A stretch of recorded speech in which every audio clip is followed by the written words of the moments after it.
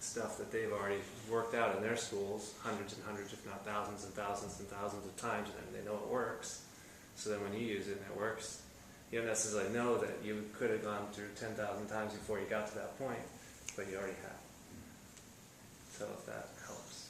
Yeah, and the kind of the theme that I came up with, which Dave Culver actually came up with it, was the compass and the roadmap. So what NAPMA tries to do is it tries to give people a very focused, plugged-in overview of where the industry is going, and at the same time, all the pieces that they can go implement themselves.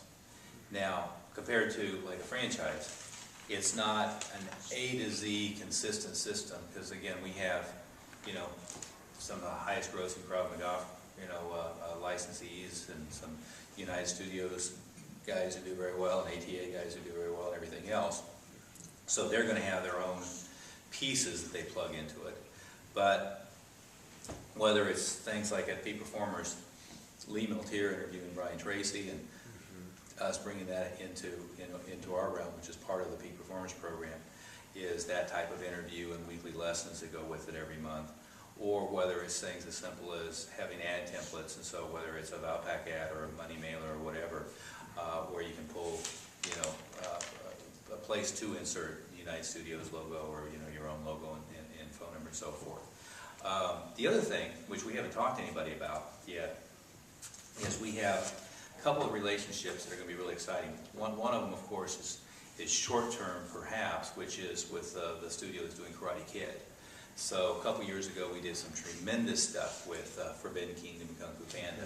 I would expect that Karate Kid's going to be 5 times either one of those. And so we've got an exclusive relationship with them, and so all the NAPMA members will get plugged into some tremendous promotions with that. The other thing is we have an exclusive relationship with a company called Easy School Supplies, and they work directly with elementary, middle, and high schools. Basically, they drop ship a box full of the school supplies for the year based upon what the school defines that they need. You know, one example I know off the top of my head is they just went into the Dallas public schools, and they have 158,000 school kids that they're working with directly. So NAPMA's going to have an exclusive relationship with them, where there'll be a flyer for martial arts lesson that goes in the bag and routed out directly to the school that's there. And of course, they've got, you know, huge contact